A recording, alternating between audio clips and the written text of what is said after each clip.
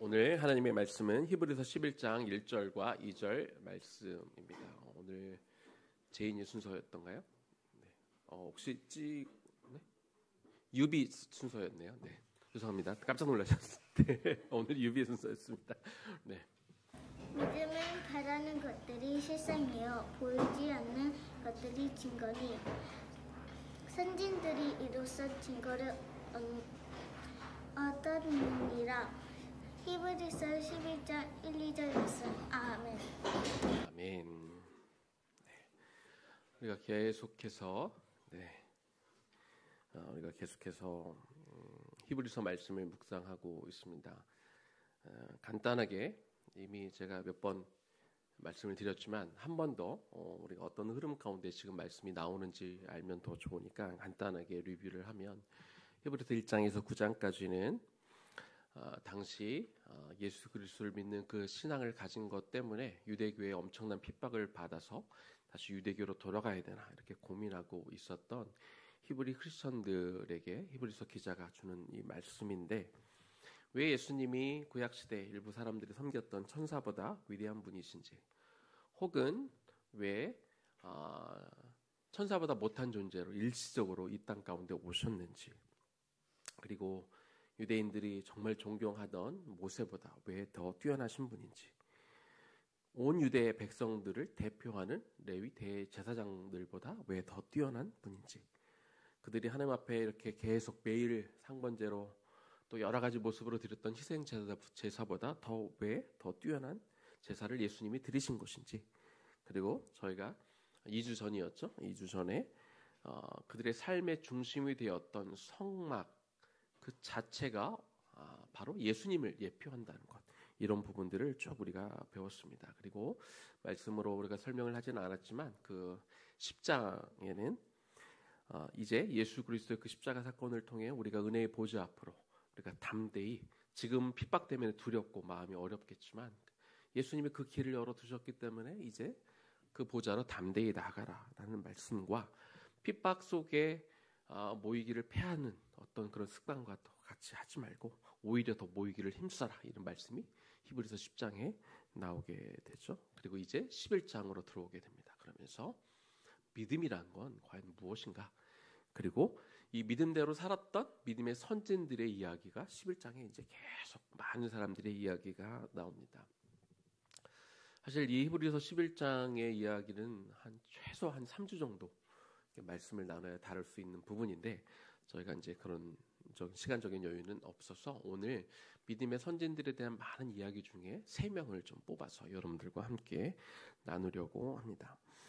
히브리서 11장 1절, 이 믿음장이라고 불리는 히브리서 11장에 믿음이 무엇인지 정의를 내리고 있습니다. 믿음은 바라는 것들의 실상이요 보이지 않는 것들의 증거다, 이렇게 말씀하고 있습니다. 바라는 것은 다른 말로 하면 소망이라고 할 수 있을 텐데요. 내가 바라는 것이 다 이루어질 것이라는 의미로서의 소망을 이야기하는 것이 아니라, 여기서 소망은 하나님이 약속하신 것이 이루어질 것에 대해 소망하는 것을 의미합니다. 이처럼 하나님의 약속이 이루어질 것에 대하여 소망하는 것이 실상이 되는 것, 이것이 믿음이라고 하고 있는데, 이 실상에 해당하는 단어 헬라어 휘포스타시스 단어는 4가지로 해석을 할 수 있습니다. 첫 번째는 확신이란 뜻입니다.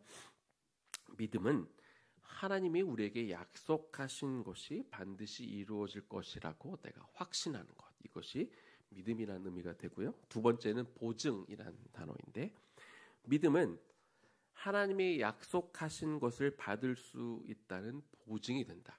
다시 말해서 하나님에 대한 확실한 믿음이 있는 사람에게만 하나님이 주신 그 약속을 받을 수 있게 된다. 그런 의미가 되는 거죠. 믿음이 약속을 받는 보증이 된다는 뜻이 됩니다. 세 번째는 실제라는 뜻인데, 지금 당장 눈앞에 이게 너무 가망성이 없어 보이고 도무지 일어날 것 같지 않는다 할지라도 하나님의 약속은 결국에는 이루어질 것이다.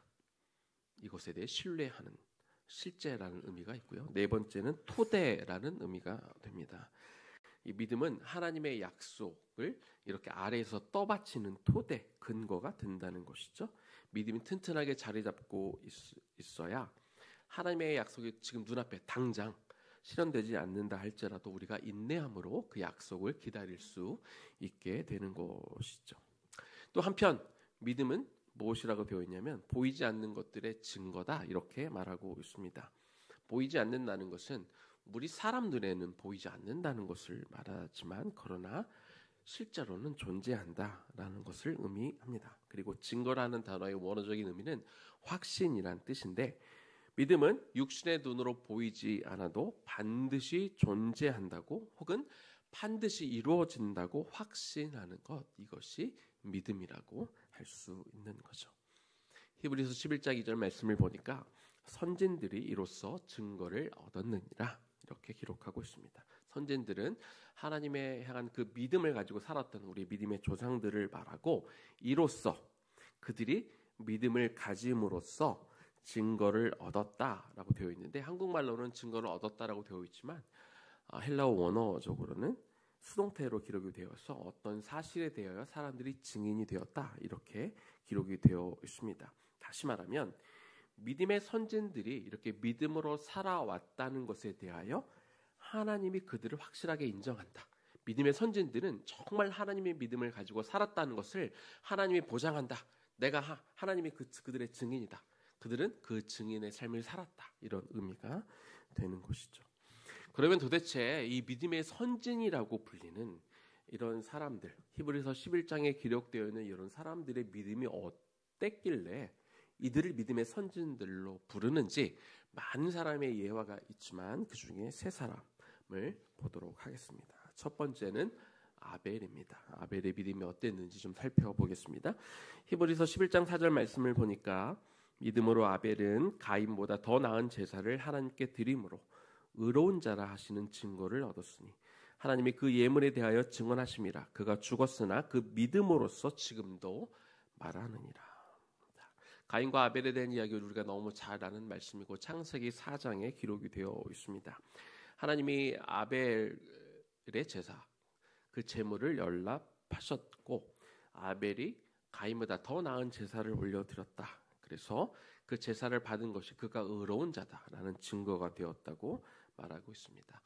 가인이 드렸던 제물은 땅의 소산이었습니다. 그는 농부였고 자신이 농사를 지어 열매 맺은 것들의 일부를 하나님 앞에 드렸고 아벨은 양의 첫 새끼를 기름과 함께 하나님 앞에 올려드렸습니다.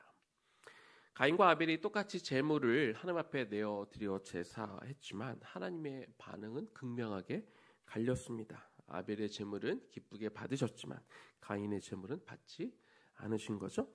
아벨이 드린 제물을 보니까 양의 첫 새끼와 그 기름을 구별해서 올려드렸다라고 되어 있는데 여기서 기름이라는 단어 히브리어 헬레브라는 단어는 살찐이라는 의미가 있습니다. 다시 말하면 아벨은 하나님 앞에 그 제물을 짐승으로 드릴 때 살찐 것을 보니까 가장 좋은 것을 구별해서 하나님 앞에 올려드렸습니다. 그냥 단순히 좋은 것을 올려드렸다는 것이 아니라 그가 예배를 드릴 때 하나님 앞에 제사를 올려드릴 때 제물을 주님 앞에 바쳐 드릴 때 어떤 태도와 자세를 가지고 하나님 앞에 올려드렸는지를 우리가 볼 수 있는 것이죠.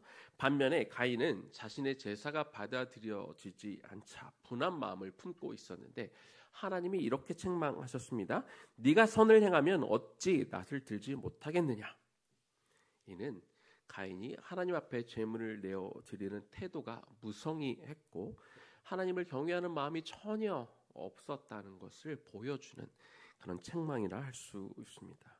그러면 이 두 사람이 하나님 앞에 제물을 올려드리는 것과 이들의 믿음은 무슨 상관이 있을까요? 히브리서 11장 6절 앞부분입니다. 우리가 너무나 잘 아는 말씀이기도 하고 금요기도에 우리가 찬양을 올려드리기도 했는데요. 믿음이 없이는 하나님을 기쁘시게 하지 못하나니 하나님께 나아가는 자는 반드시 그가 계신 것을 믿는 것, 하나님이 계시다는 것을 믿는 것이 믿음이라는 거죠. 그런데 하나님을 믿는 것은요, 그냥 관념적으로 우리가 생각 속에 우리가 지식적으로 그분이 계신다는 것을 인정하는 것이 아닙니다. 그분이 실제로 존재하고 있다는 것. 그래서 지금 이 시간에도 나와 함께 계시다는 것. 그리고 그분이 내 마음 속을 지금 들여다보고 계신다는 것. 내 마음의 중심을 다 알고 계신다는 것. 그것을 아는 것이 믿음입니다. 우리 믿음이 여기까지 가야 우리가 그것을 인정할 수 있어야 하나님이 지금도 나와 함께 계시고 내 속에 있는 마음 중심까지 다 보고 계신다는 것이 인정이 되면 우리는 하나님을 경외할 수 있게 됩니다. 그리고 하나님을 경외하기 때문에 하나님을 거룩하게 두려워할 수 있기 때문에 그래서 우리가 하나님을 기쁘시게 하는 일을 행하며 살 수 있는 것이죠. 아벨이 하나님 앞에 제물을 올려드렸을 때 그는 살아계신 하나님, 그분이 정말 내 마음에 계시고 내가 제물을 올려드릴 때 내 마음의 중심을 보시는 분임을 알았습니다. 그래서 그는 정말 기쁨으로 전심으로 가장 좋은 것을 하나님 앞에 기꺼이 내어드릴 수 있었던 것이죠. 그래서 하나님이 그 제물을 기쁘시게 받았습니다. 한편 이 아벨이 최고의 제물, 최고의 양을 하나님 앞에 내어드렸다는 것은요, 하나님이 자신의 모든 것의 주인이 되신다는 것을 인정한다, 그런 의미가 있습니다. 나에게 속한 모든 것이 다 주님께 속한 것이고 나의 소유가 이게 내 것이라고 여기면 가장 좋은 것을 내어드리기가 너무 아까웠을 텐데 하나님의 것인데 하나님 앞에 내어드리는 거니까 가장 좋은 것을 하나님 앞에 되돌려 드리는 게 뭐가 아깝겠습니까? 그죠? 기꺼이 가장 좋은 것으로 얼마든지 내어드릴 수 있는 것이죠. 그러나 가인의 경우는 그 반대였습니다. 내 것이라고 여겨지니까 가장 좋은 것을 구별해서 하나님 앞에 내어드리는 게 아까운 거죠. 그래서 그는 무성의하게 정말 하나님을 기쁘시게 하는 믿음으로 제물을 드리지 못한 것을 우리가 알 수 있습니다. 한편 이 말씀을 좀 묵상하면서 조금 더 깊이 한번 묵상하게 되었는데 이 가인과 아벨의 이야기에 대해서 이 히브리서 기자는 이것을 읽는 독자들에게 뭘 말해줄까라고 했었을 때 저는 이 부분을 좀 나누어 보고 싶습니다. 어쩌면 놀랍게도 혹은 어쩌면 매우 당황스럽게도 최고의 예배를 드린, 최고의 제사를 드린 아벨이 이 최악의 제사를 드린 가인에 의해서 죽임을 당했습니다. 그렇다면 히브리서 기자는 그 당시 이 히브리서 독자들이 지금 처해 있는 환경 속에 이 예수님을 믿는 믿음 때문에 어떤 이들은 막 죽임을 당하고 있고 어떤 이들은 막 핍박을 받고 있는 이런 상황 가운데 왜 하필이면 최고의 제사를 드려놓고 최악의 제사를 드린 사람에게 죽임을 당하는 이 이야기를 맨 앞에다가 놓고 있을까요? 믿음이 있는 사람들에게는요, 눈앞에 보이는 결과가 중요한 것이 아니다. 저는 이 이야기를 해주고 있다고 생각합니다. 최고의 제사를 드려놓고 죽임을 당했으면 그러면 아벨은 결국 실패한 인생을 산 것일까요? 아벨은 하나님 앞에 저주를 받은 것일까요? 그의 인생은 짧게 끝났으니까 무의미한 인생이었을까요? 아벨이 비록 짧은 인생을 살았지만 하나님께 최고의 것을 드림을 통해 그의 믿음을 하나님 앞에 올려드렸고 그것을 통해 하나님을 기쁘시게 하는 삶을 아벨이 살았습니다. 우리가 예수님을 믿으면서 조금 더 환경이 편했으면 좋겠고 우리가 좀 더 잘 살았으면 좋겠고 설령 핍박이 있더라도 우리가 다 피했으면 좋겠고 정말 어두운 환경 속에서 우리가 다 헤쳐나갈 수 있으면 좋겠지만 더 중요한 것은 그런 어려움 속에서도 어떤 핍박 속에서도 예수 그리스도에 대한 신앙을 저버리지 않는 것, 우리가 끝까지 나의 신앙을 부인하지 않는 것, 이것이 하나님을 기쁘시게 하는 믿음이라는 거죠. 그래서 당시 그 핍박을 받고 있던 히브리인들에게 지금 너희들이 하나님 앞에 올려드릴 수 있는 최고의 것은 뭐 다른 무언가를 성공해서 돈을 많이 드리고 뭐 교회를 크게 세우는 것이 아니라 이 핍박 속에서 그 신앙을 지키는 것, 우리의 그리스도에 대한 믿음을, 그 신앙 고백을 저버리지 않는 것, 이것이 최고의 신앙이다. 설령 핍박을 끝까지 당하다 죽는 한이 있더라도 이 믿음의 고백을 끝까지 지켜내는 것, 이것을 지금 히브리서 독자들에게 말해주고 있는 것입니다. 저와 여러분도 오늘 하나님께 최고의 것을 드릴 수 있어야 합니다. 우리는 가끔 그럴 때가 있어요. 나중에 좀 여유 생기면 하나님 지금 내가 좀 형편이 어려우니까 이거 좀 지나고 나면 그때 한꺼번에 좀 많이 하나님 앞에 내어드릴게요 라고 말할 수 있습니다. 그래서 좀 기다려주세요 라고 말할 수 있지만 하나님은 그것을 기뻐하지 않으십니다. 히브리서 3장 13절 말씀입니다. 오직 오늘이라 일컫는 동안에 매일 피차 권면하여 너희 중에 누구든지 죄의 유혹으로 완고하게 되지 않도록 하라. 우리가 이미 묵상했던 말씀이죠. 오늘이라 일컫는 동안에 너희가 죄의 유혹을 이겨라. 오늘이 힘들고 어려우니까 오늘 하나님, 오늘은 좀 적당히 타협하며 살게요. 대신 내일 내가 죄를 짓지 않겠습니다 하는 건 의미가 없다는 것이죠. 마찬가지로 내가 오늘 형편이 어렵건 무엇이건 오늘 내가 가진 것 중에 최고의 것으로 하나님 앞에 내어드릴 수 있어야 된다는 거죠. 오늘 내가 하나님 앞에 최고의 것을 내어드릴 수 없으면 내일도 하나님 앞에 최고의 것을 드릴 수 없는 거죠. 오늘 우리가 처한 상황에서 가장 좋은 것으로, 가장 나의 좋은 믿음으로 하나님 앞에 나와야 내일도 우리가 그렇게 내어드릴 수 있다는 것입니다. 그래서 여러분, 오늘 여러분이 하나님 앞에 드릴 수 있는 최고의 것으로 하나님을 섬기고 하나님 앞에 다 내어드릴 수 있는 그 믿음의 사람으로 사시기를 주님의 이름으로 축복합니다. 이것이 하나님을 믿는 사람들이 가져야 할 믿음의 자세이고, 이것이 아벨이 믿음의 선진이라 불렸던 그런 이유가 되는 것이죠. 두 번째 사람입니다. 이번에는 에녹에 대해서 좀 나누도록 하겠습니다. 히브리서 11장 5절입니다. 믿음으로 에녹은 죽음을 보지 않고 옮겨졌으니 하나님이 그를 옮기심으로 다시 보이지 아니하였느니라. 그는 옮겨지기 전에 하나님을 기쁘시게 하는 자라 하는 증거를 받았느니라. 창세기 5장에 에녹에 대해서 나오는데, 에녹은 65세에 그의 아들 무드셀라를 낳았습니다. 창세기 5장으로 가봅니다. 21절부터 읽어볼게요. 에녹은 65세에 무드셀라를 낳았고 무드셀라를 낳은 후 300년을 하나님과 동행하며 자녀들을 낳았으며 그는 365세를 살았더라. 에녹이 하나님과 동행하더니 하나님이 그를 데려가심으로 세상에 있지 아니하였더라. 무드셀라가 태어난 이후로 300년간을 에녹이 하나님과 동행하며 살았다. 이렇게 성경은 기록하고 있습니다. 자, 에녹이 죽지 않았다라고 소개하는 것은 당시 핍박을 받고 있던 사람들에게 너희도 죽지 않을 거야, 이런 이야기를 하려고 하는 것이 아닙니다. 히브리서 기자는 에녹에게 주어진 상급이 앞으로 장차 히브리서 이 기자들, 히브리서 수신자들이 받을 상급이 연관되어 있다는 것을 지금 말해주고 있는데요. 에녹이 죽음을 이 땅에서 경험하지 않은 것처럼 끝까지 신앙을 지키며 살아가게 될, 그러나 언젠가 죽음을 맞이하게 될 히브리서 수신자들에게 당신들도 결국에는 죽은 자 가운데서 일어나 최종적으로 결론적으로 여러분도 사망을 이기게 될 것입니다 라는 메시지를 지금 주고 있는 것입니다.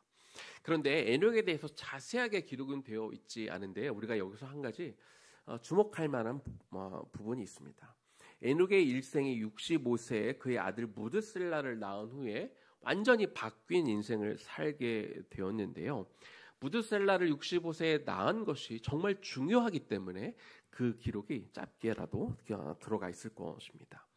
무드셀라라는 사람의 이름의 뜻은 창을 던지는 자라는 그런 의미가 있습니다. 그리고 이 히브리 문화 가운데 창을 던진다라는 건 경고의 의미가 있습니다. 어떤 경고하는 상황에 창을 던진다는 것은 뭔가를 조심해라, 경계해라, 그런 의미를 담고 있는 거죠.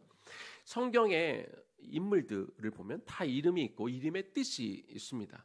그리고 하나님이 어떤 상황에서 그 등장인물들이 나오고 그 이름의 뜻을 가진 사람들이 나올 때에는 거기에 이름에 걸맞는 어떤 일들이 일어나는 것을 우리가 알 수 있습니다. 에녹이 그 아들 이름을 65세에 낳은 아들 이름을 창을 던지는 자, 뭔가를 경고하는 그 이름을 받았을 때는 이유가 있었을 것입니다. 성경학자들은 하나님이 65세가 된 에녹에게 아들을 주고 이름을 무드셀라라고 짓게 하면서 거기에는 어떤 경고의 메시지를 에녹에게 주었다고 그렇게 해석하고 있습니다. 에녹이 65세에 무드셀라를 낳은 이후 그가 300년을 하나님과 동행하면서 살았다라고 기록이 되어 있는데, 거꾸로 생각하면 그러면 65세에 무드셀라를 낳기 전에는 하나님과 동행하는 삶을 살지 못했다고 우리가 그렇게 생각할 수 있겠죠. 그런데 무드셀라를 낳으면서 그의 아들을 낳으면서 이름을 창을 던지는 자라는 이름을 주고 뭔가 그에게 경고를 하심을 통해 그의 인생이 바뀌어 하나님과 동행하는 삶을 살게 되었다. 이렇게 우리가 해석할 수 있는 것이죠. 하나님은 때로 우리가 하나님의 길로 가지 못할 때 경고를 주실 때가 있습니다. 우리가 설교 말씀을 통해 경고를 주시기도 하고 개인적으로 말씀을 묵상하다 주시기도 하고 혹은 어떤 사람과 대화 가운데 경고하시기도 하십니다. 우리는 하나님이 우리에게 경고하실 때 들을 수 있어야 합니다. 그래야 우리가 하나님이 기뻐하시는 삶을 살 수 있습니다. 하나님이 뭔가를 통해 어떤 상황을 통해 누군가 사람을 통해 우리에게 경고를 주신다는 것은 우리가 아직 기회가 있다는 뜻입니다. 아직 완전히 늦지는 않았다는 의미이기도 합니다. 그런 경고의 메시지를 우리에게 주셨는데 우리가 여전히 변화를 거부한다면 그러면 이제 정말 돌이킬 수 없게 되는 것이죠. 에녹이 무드셀라를 낳은 그 기점 가운데 이제 그가 과거의 삶을 다 내어두고 이제 하나님 앞에 동행하며 살아가는 그런 인생을 그 남은 그 300년을 그렇게 살았던 것처럼 하나님 때따라 우리에게 무언가를 경고하고 말씀해 주실 때 그것들을 가슴에 새김으로 우리가 돌이켜 하나님이 기뻐하시는 삶을 사시기를 주님의 이름으로 축원합니다. 세 번째입니다. 기생 라합에 대해서 보겠습니다. 31절 말씀을 보니까 믿음으로 기생 라합은 정탐꾼을 평안히 영접하였으므로 순종하지 아니한 자와 함께 멸망하지 아니하였도다. 놀랍게도 히브리서 기자는 기생 출신의 라합을 이방인 라합을 믿음의 선진의 사람으로 이렇게 소개하고 있습니다. 라합은 여리고성에서 살던 그런 기생이었습니다. 라합은 이스라엘 민족이 여리고성을 공격하기 전에 그것을 정탐하라고 여호수아가 보냈던 2명의 정탐꾼들을 그 목숨을 걸고 숨겨 주었었죠. 히브리서 기자는 이러한 그녀의 행동을 믿음으로 평가하고 있습니다. 그런데 하나님은 왜 이 죄의 평생을 어떤 기생의 일을 하며 어떻게 보면 하나님 앞에 죄를 짓고 살았던 기생 라합에게 살 수 있는 길을 열어주셨을 뿐만 아니라 믿음의 선진으로 왜 인정을 해 주셨을까요? 히브리서 11장 31절 후반부입니다. 순종하지 처음부터 그냥 읽을게요. 믿음으로 기생 라합은 정탐꾼을 평안히 영접하였으므로 순종하지 아니한 자와 함께 멸망하지 아니하였도다. 자, 히브리서 기자는요. 여리고성에 살고 있던 그 모든 사람들을 향해 순종하지 않은 사람, 순종하지 않았기 때문에 멸망했다 이렇게 기록하고 있습니다. 여리고성에 있던 사람들이 하나님에 대해서 알았을까요? 몰랐을까요? 여호수아 2장 10절입니다. 이는 너희가 애굽에서 나올 때 여호와께서 너희 앞에서 홍해물을 마르게 하신 일과 너희가 요단 저쪽에 있는 아모리 사람의 2왕 시온과 옥에게 행한 일, 곧 그들을 전멸시킨 일을 우리가 들었습니다. 여리고성 사람들은요 하나님에 대해서 이미 다 알고 있었습니다. 애굽에서 나왔던 일, 홍해 바다가 갈라졌던 일, 그곳에 있었던 많은 기적의 일들 뿐만 아니라 이제 여리고성에 요단강을 건너기 이전에 그 아모리 지역에 그들을 다 정복했던 그 모든 일들, 에돔을 정복했던 그 모든 일들을 다 알고 있었던 것이죠.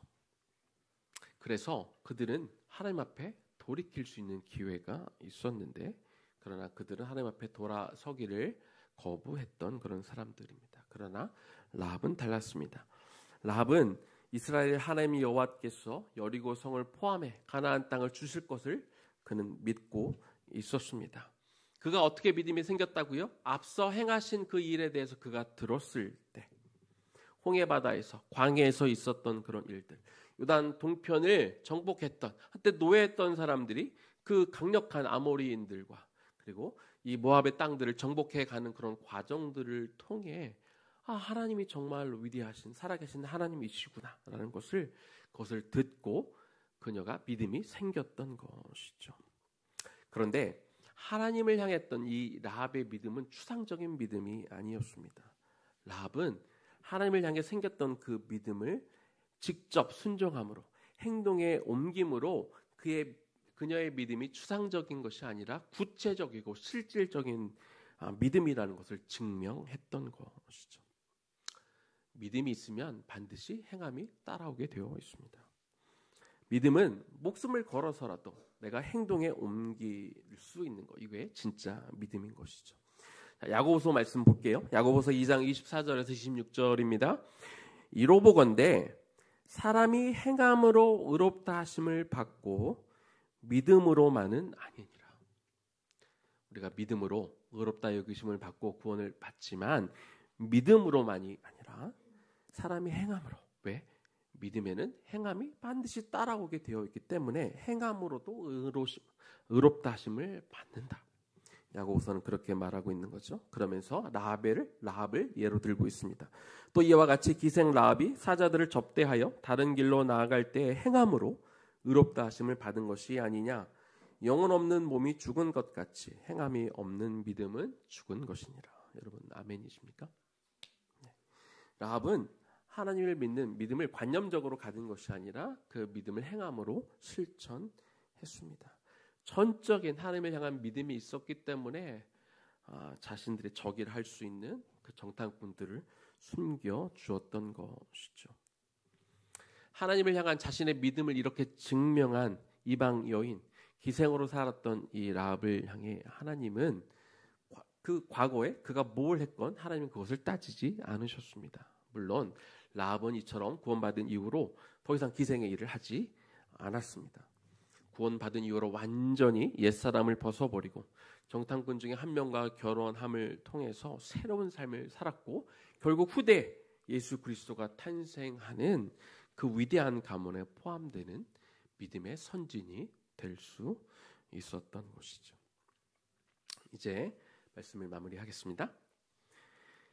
히브리서 11장 29절 말씀입니다.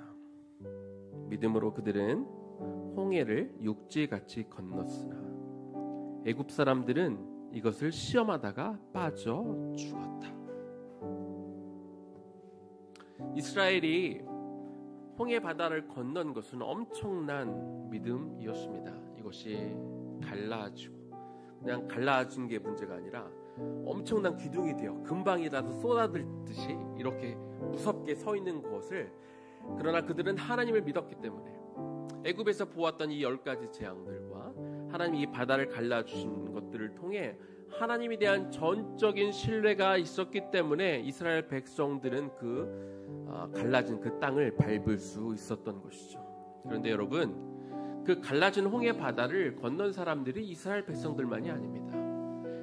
그 갈라져 이 메마른 땅을 건넌 사람들이 또 있었는데 그 사람들이 바로 애굽의 군대였던 거죠. 그런데요, 똑같이 그 길을 건넜는데, 그 마른 땅을 밟았는데 하나님은 그들을 완전히 다르게 보셨습니다.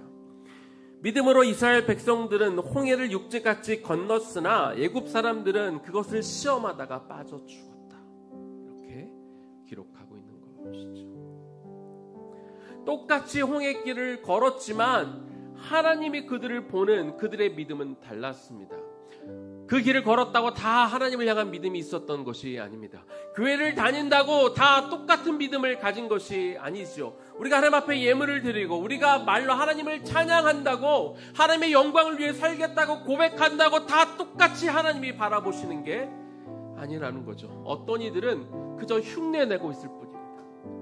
어떤 이들은 그냥 괜찮은 척, 내가 믿음이 있는 것처럼 흉내내는 삶을 살 수밖에 없다는 것이죠. 그들의 결국의 끝은 그 많은 홍해 땅을 밟았어도 결국 죽음에 이를 수밖에 없는 것입니다. 우리에게 진짜 믿음이 필요하고요, 진짜 행함이 있는 그 믿음을 우리도 가져야 되는 것입니다. 차라리 내 믿음이 없는 것 같으면 믿음이 있는 척 할 게 아니라 차라리 믿음이 없다고 고백하는 게 낫습니다. 그래야 거기서 다시 시작할 수 있게 되는 것이죠. 2주 전 금요기도에 제가 좀 부끄러운 고백을 하나 했습니다. 교사 회의 때 이제 이 교회 상황 같은 것들을 놓고 같이 나누다가 제가 그때까지 제가 괜찮은 척 했거든요. 아직 막 상황이 막 정리되지 않고 어떻게 될지 좀 불안한 마음이 있었고, 제가 목사인데, 담임 목사인데 이 학교 선생님들을 영적으로 이끌어가는 사람인데 막 속으로는 막 힘들고 어렵지만 괜찮은 척하며 그날도 원래 계획은 굉장히 쿨하게 아무렇지 않은 것처럼 그냥 다 이루어질 것처럼 이 교회의 상황과 학교의 상황과 이 밑에 우리가 새로 증축해야 되는 부분들을 그냥 놓고 기도하자고 이렇게 쿨하게 기도를 하려고 했다가 뽀록이 난 거죠. 이제 저의 믿음 없음이 드러나고 제 고난이 아니라 이 고뇌와 이 아픈 것들이 다 드러난 거예요. 그냥 갑자기 눈물이 펑 하고 터져 버렸습니다.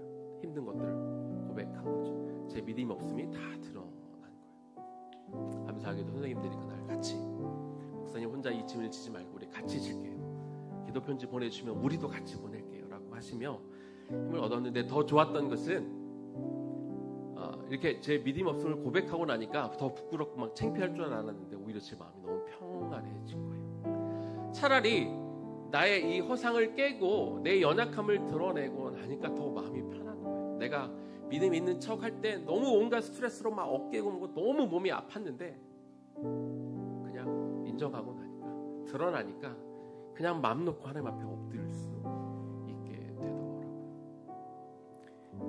그래서 지금은 하나님 앞에 이렇게 기도합니다. 하나님, 나의 믿음 없음을 고백합니다. 그리고 내 힘으로 이 모든 것들을 할 수 없음을 주님 인정합니다.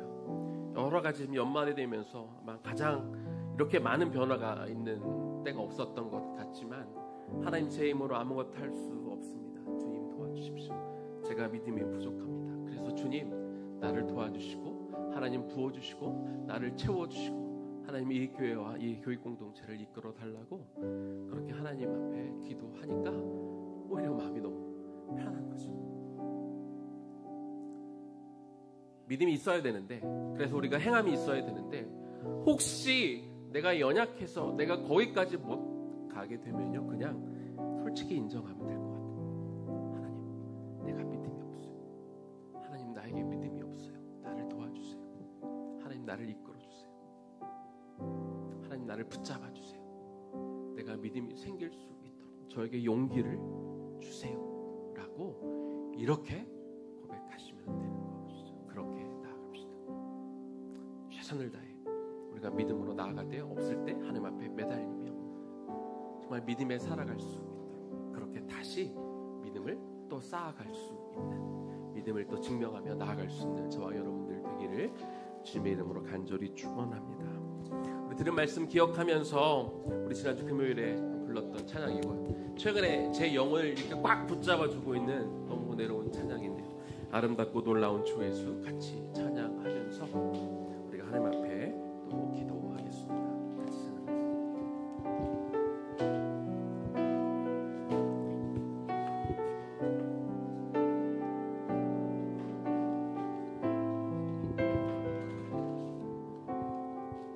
아름답고 놀라운 주 예수, 아름답고 놀라운 주 예수, 말로 할 수 없네. 그 증량할 수 없는 위엄, 주님과 같은 분 없네.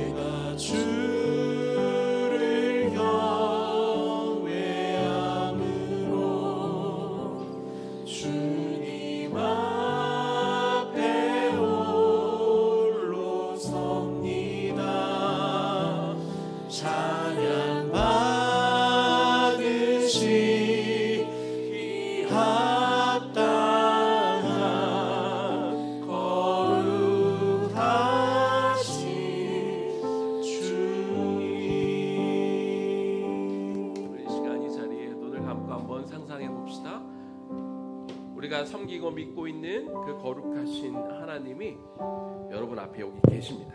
앞에 서 계신다고 한번 눈으로 보일 만큼 분명하게 서 계신다고 한번 상상을 해요. 이 시간 우리가 그 주님을 경외함으로 그분 앞에 우리가 나와 있기를 소망해 봅니다. 주님을 경외한다는 것, 정말 주님이 계시고 나와 함께 하실 뿐만 아니라 내 안의 속, 내 전부, 나의 모든 것들을 속속이 알고 계신 그 주님 앞에 이 시간 기도하면 좋겠습니다. 하나님, 내가 주님을 믿으며 내가 아직 순종하지 못하고 있는데, 내가 정말 최고의 것을 하나님 앞에 드리지 못하고 있고, 뭔가 내가 꽁꽁 쥐고 있는 것들이 있다면 그 주님 앞에 나의 모든 것들을 내어드릴 수 있는 하나님 그 믿음을 달라고 기도했으면 좋겠고요.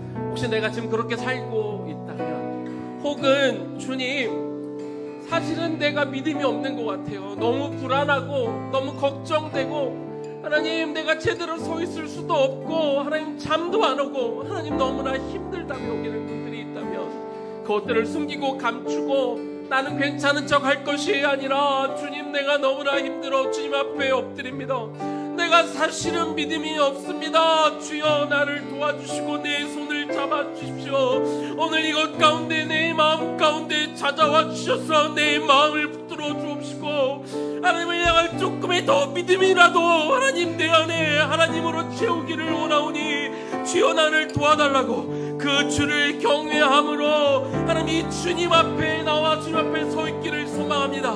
그 마음으로 우리가 주님의 이름 한번 부르고 기도하며 나아가겠습니다. 주여, 하나님 이 시간 하나님 앞에 섭니다. 이곳에 이미 계신 주님, 이곳에서 계신 주님, 이곳에 계시며 우리 마음과 생각을 다 감찰하시는 주님 앞에 나의 빈 마음을 주님 앞에 올려드리며 시간 기도합니다. 주님, 우리가 살아가면 주 앞에 가장 좋은 것으로 내어드릴 수 있는 우리가 되게 하여 주시옵소서. 내가 아니라 하나님, 오늘 내가 할 수 있을 때 지금 이 상황 가운데 가장 좋은 것을 주님 앞에 내어드리고, 그렇게 내가 주님의 나의 최고의 뜻으로 인정하며 살아갈 수 있는 그 믿음을 우리에게 허락하여 주시옵소서. 하나님을 온전히 경외함으로 주여, 하나님 우리에게 경고하신 것들이 있다면 주여 우리가 그것들을 받아들여 이제는 돌이켜 새로운 길로 걸어갈 수 있도록 도와주십시오. 여전히 우리가 경고를 받고 있다면 그것은 위기가 아니라 기회입니다.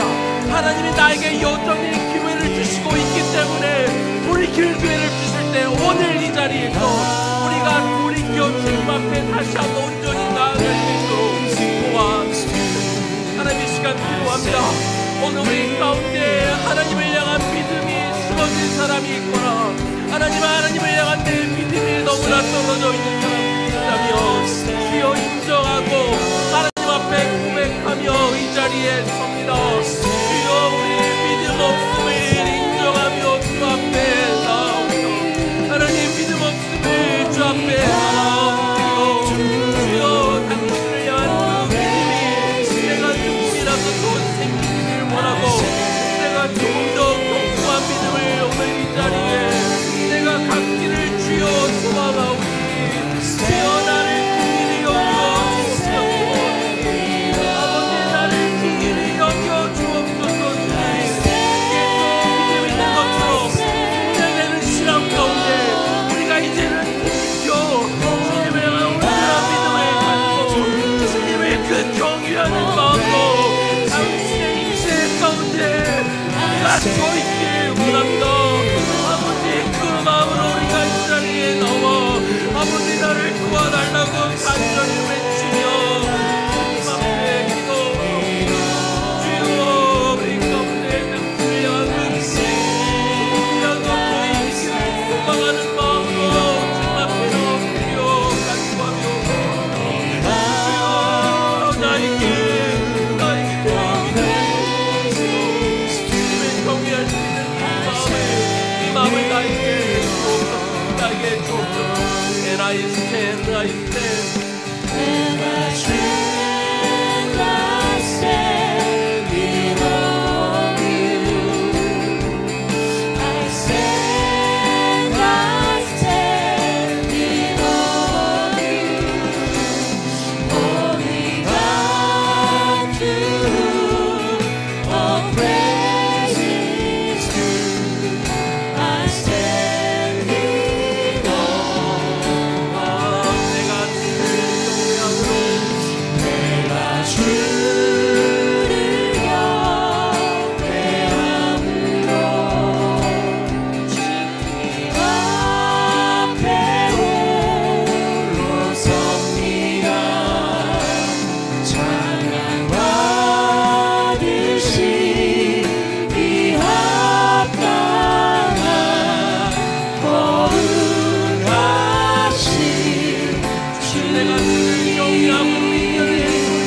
내가 주를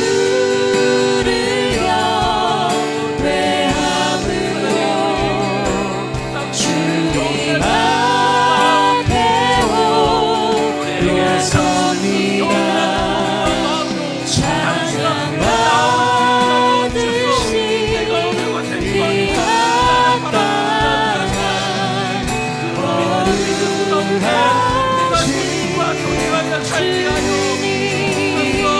예수입니다. 내가 주를 경외함으로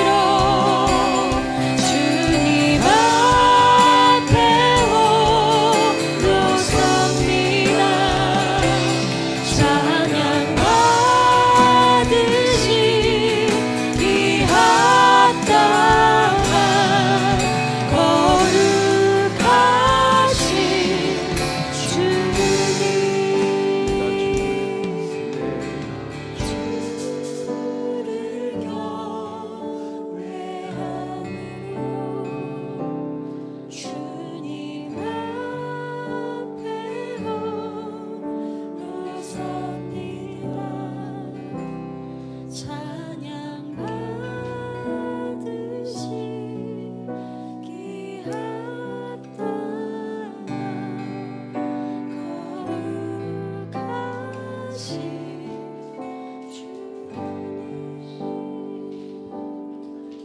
우리 주님은 오늘 우리로부터 가장 최고의 것을 원하십니다. 다 주님의 것이기 때문에 하나님이 원하실 때, 하나님이 말씀하실 때 여전히 내가 움켜쥐고 있지 않게 하시고 주님 앞에 나의 가장 좋은 것들을 내어드릴 수 있는 그 마음을 우리에게 허락하여 주시기 원합니다. 때로 하나님이 우리에게 경고하실 때가 있습니다. 우리 인생에 잘못된 길을 가고 있을 때 하나님이 말씀해 주실 때가 있죠. 하나님 닫았던 귀를 열고 우리의 마음을 열고 주님이 말씀해 주신 것, 다양한 경로를 통해 우리에게 경고해 주실 때, 그것은 위기가 아니라 우리가 돌이키기만 한다면 우리에게 기회가 될 것입니다. 다시 주님을 향하여 세상을 향해 가던 이런 마음들을 내려놓고 다시 주님께 돌아갈 수 있는 용기를 주님 우리에게 허락하여 주옵소서. 아멘. 하나님, 우리가 이곳에 다 나와 있다고 우리가 다 믿음의 사람들인 것은 아니죠. 우리가 얼마나 하나님 앞에 순종하고 있는지 내 신앙을 점검해 보기를 원합니다. 홍해 바닷길을 다 건넜다고 다 산 것이 아니라 하나님을 시험했던 애굽의 사람들은 홍해 그 땅을 밟았음에도 결국 다 죽음을 당했것들을 우리가 바라봅니다. 믿음은 흉내낼 수 없는 것입니다. 그 하나님의 우리의 마음과 우리 속의 모든 것들을 다 감찰하시기에 우리가 하나님까지 속을 수 없음을 우리가 바라봅니다. 하나님, 우리가 믿음이 부족한 것 같으면 괜찮다, 그럴듯하게 우리를 포장할 것이 아니라 차라리 우리의 믿음 없음을 엎드려 고백하는 자들 되게 하여 주옵소서. 저부터 믿음이 없음을 고백합니다. 주 앞에 엎드려 나의 빈손을 내밀어 주 앞에 나를 도와달라고, 이 믿음 없는 자에게 오셔서 나의 손을 잡아달라고 기도하오니, 오늘 우리 가운데 하나님 나의 믿음 없음을 아쉬워하며 아파하는 자들에게 이 시간 찾아가 주셨소. 하나님의 영으로 우리의 영을 만나주시고 위로하여 주시고, 하나님의 그 영이 우리의 마음을 채워주심을 통하여 하나님의 그 마음으로 우리 마음이 채워져 다시 한번 우리의 믿음이 회복되어져 우리가 정말 믿음이 있는 사람들답게 믿음의 선진들이 걸어갔던 그 길을 용기 있게 걸어갈 수 있도록 주여 우리를 그렇게 이끌어 주옵소서. 이제는 우리 주 예수 그리스도의 은혜와 하나님 아버지의 극진하신 사랑하심과